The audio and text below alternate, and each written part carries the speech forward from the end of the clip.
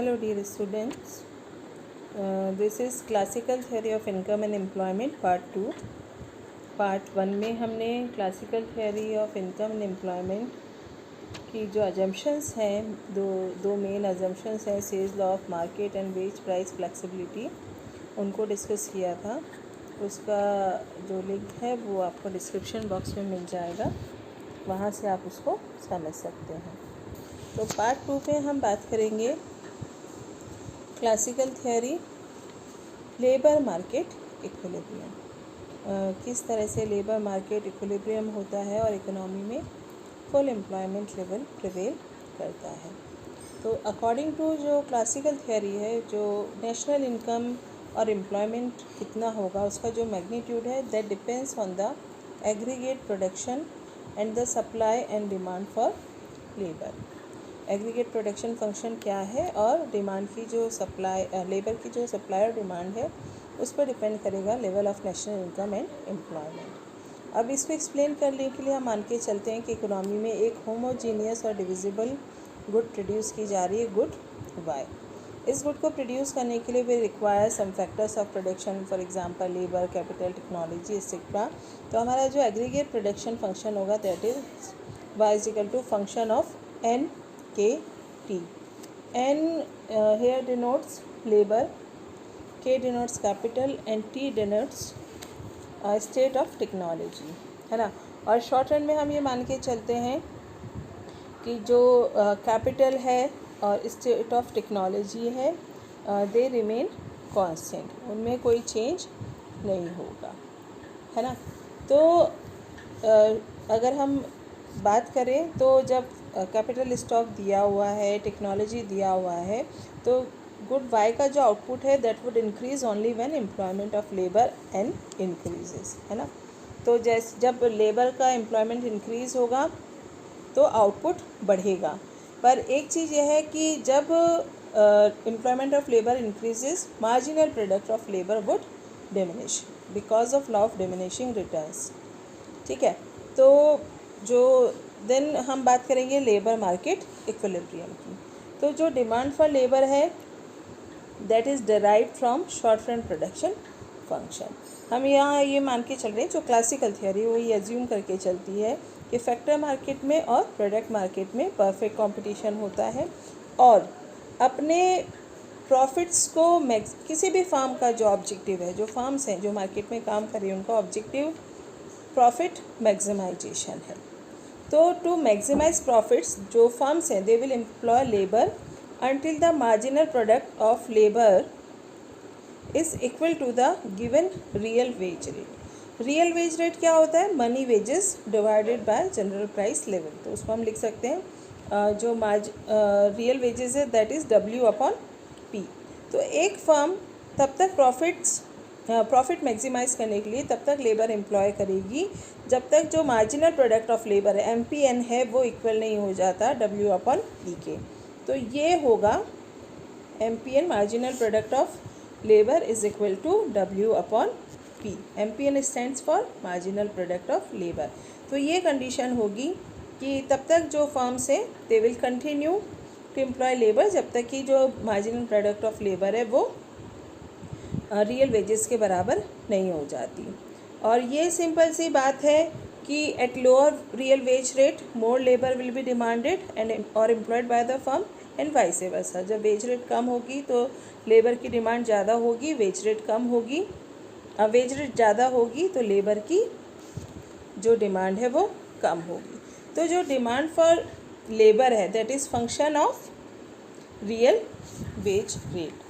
तो जो demand for labour curve है that will be downward sloping, और इसको हम marginal product curve of labour भी कहते हैं। डाउनवर्ड स्लोपिंग इसलिए क्योंकि रियल वेज रेट ज़्यादा है तो लेबर की जो डिमांड है वो कम है एंड वाइस वर्सा। अब हम बात करेंगे सप्लाई कर्व ऑफ लेबर की। जो सप्लाई क्लासिकल थ्योरी एज्यूम करती है कि शॉर्ट रन में चूँकि पॉपुलेशन में कोई चेंज होता नहीं है तो जो सप्लाई कर्व ऑफ लेबर है इट स्लोप्स अपवर्ड। तो जो हमारा ये जो फिगर है इसको आप देखिए, जो ND है this is demand curve of labour and NS is supply curve of labour which is upward sloping. जो इक्विलिब्रियम है that is real wage rate W/P0। यहाँ पे जो सप्लाई ऑफ लेबर है एंड डिमांड फॉर लेबर है वो दोनों एक दूसरे के बराबर हैं। तो ये जो in classical theory level of employment is determined by labour market equilibrium, और इस रियल वेज रेट पे W/P0 पे जो इक्विलिब्रियम है supply and demand for labour का वो होता है।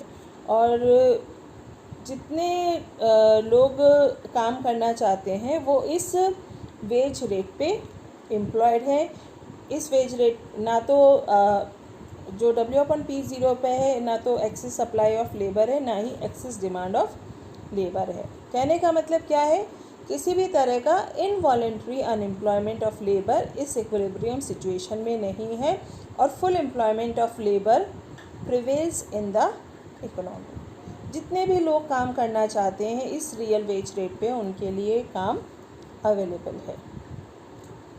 ठीक है, देन हम बात करेंगे, और अगर इससे कम या ज़्यादा होता है, जैसे मानो जो वेज रेट है वो W/P1 हो जाती है, तो उस केस में क्या है, supply of labour is greater than demand for labour. तो इस केस में जो AB लेबर है इट इज़ अनएम्प्लॉयड।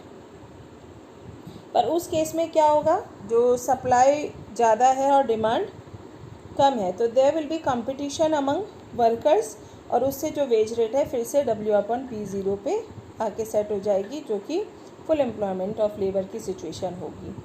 अगर wage rate real wage rate कम होती है W/P0, तो उस केस में क्या है, जो डिमांड फॉर लेबर है it is greater than supply of labour. जो फर्म्स है उनकी डिमांड ज़्यादा है, वो डिमांड ज़्यादा कर रही है पर उतनी सप्लाई नहीं है, तो there will be competition among firms.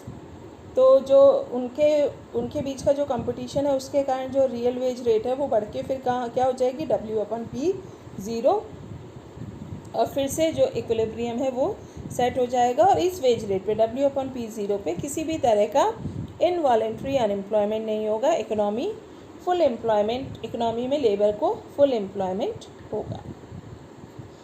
अब माना कि किसी भी तरह से फुल एम्प्लॉयमेंट की कंडीशन डिस्टर्ब होती है ना, तो जो क्लासिकल थ्योरी है उसके हिसाब से क्या है, quick adjustment of real wage rate के कारण फिर से इकोनॉमी में फुल एम्प्लॉयमेंट रिस्टोर हो जाता है।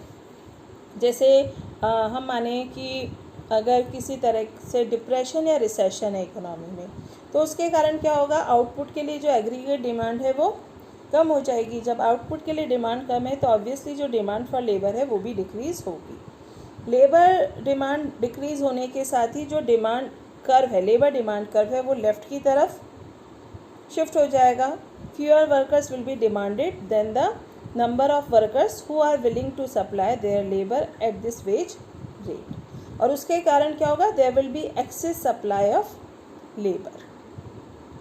तो उसके कारण जो रियल वेज रेट है that will fall, this will cause real wage rate to fall, और इस रियल वेज रेट कम होगी तो उस पर न्यू इक्विलिब्रियम सेट हो जाएगा demand for and supply of labour के बीच में।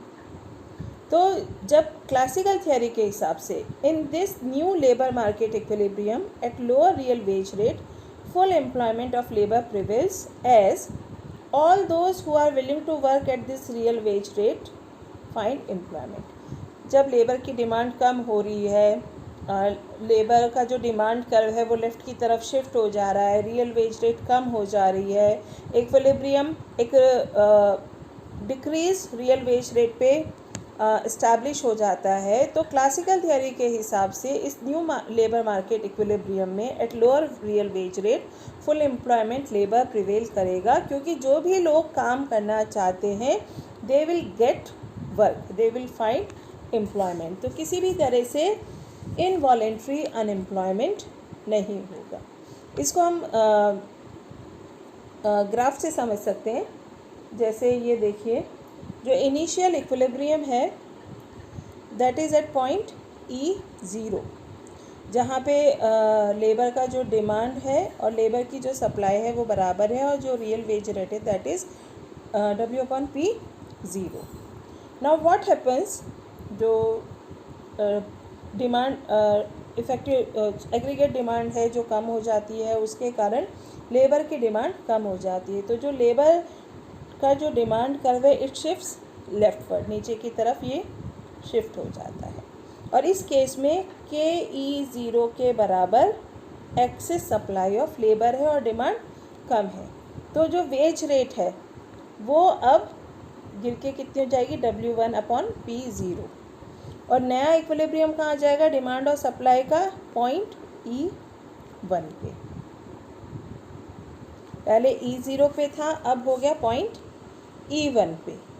और क्लासिकल थियोरी के हिसाब से इस लोअर वेज रेट पे W1/P 0 पे जब इकोनॉमी E1 पे इक्विलिब्रियम है और इस केस में N1 N0 के बराबर लोग अनएम्प्लॉयड हैं, तो क्लासिकल थियोरी के हिसाब से ये जो N1 N0 के बराबर वर्कर्स हैं, they have voluntary withdrawn themselves from labour force. ये जो लोअर वेज रेट है इस पे काम करना नहीं चाहते। तो क्लासिकल थियोरी के हिसाब से इस लोअर वेज रेट पे भी फुल एम्प्लॉयमेंट होगा, क्योंकि जितने भी लोग काम करना चाहते हैं they will get employment, they will find employment. कोई भी इनवॉलेंटरीली अनएम्प्लॉयड नहीं होगा। और ये जो N1 N0 वर्क फोर्स है ये वॉलेंटरीली अनएम्प्लॉयड है, which is not real unemployment according to classical theory of income and employment. Then क्या होता है, प्रोडक्ट मार्केट की हम बात करें, जब डिप्रेशन के कारण डिमांड फॉर आउटपुट डिक्लाइन हो जाती है तो जो डिमांड कर्व है that will shift to the left, और जो सप्लाई है वो सेम है, जो सप्लाई कर्व है दैट इज़ गिवन। तो उस केस में जब किसी भी प्रोडक्ट की डिमांड कम है और उसकी सप्लाई दी हुई है तो क्या होगा, जो प्राइस ऑफ आउटपुट है दैट विल फॉल। और प्राइस फॉल होते ही क्या होगा, जो रियल वेज रेट है दैट विल राइज। और इक्विलिब्रियम कहाँ जाएगा, at the initial equilibrium point and thus full employment is restored. Again जो प्राइसेस हैं, जब रियल वेज रेट है वो बढ़ जाएगी, क्योंकि प्राइसेस कम हो गई तो रियल वेज रेट हमारी बढ़ेगी। तो जो इनिशियल इक्विलिब्रियम था वो फिर से इस्टेब्लिश हो जाएगा और जो फुल एम्प्लॉयमेंट है वो रिस्टोर हो जाएगा। तो it is clear that in classical model अगर किसी भी तरह से डिप्रेशन या रिसेशन होता है तो through quick adjustment of wages and prices the economy directs itself to attain full employment equilibrium again. अगर किसी भी कारण से एग्रीगेट डिमांड में भी कमी आ जाती है और इक्विलिब्रियम डिस्टर्ब हो जाता है तो इकोनॉमी सेल्फ करेक्टिंग मोड में काम करती है। There is self correction by a free market economy, और through quick adjustment of wages and prices जो इकोनॉमी है वो फिर से फुल एम्प्लॉयमेंट इक्विलिब्रियम को गेन कर लेती है। इकोनॉमी में किसी भी तरह से इनवॉलेंट्री अनएम्प्लॉयमेंट नहीं होता, इकोनॉमी में full employment of labour prevail करता है। देन हम बात करेंगे कि इस हिसाब से कितना output, how much output will be produce in this full employment situation. ये हमने एक ग्राफ लिया है जो शो कर रहा है relationship between employment of labour and total output.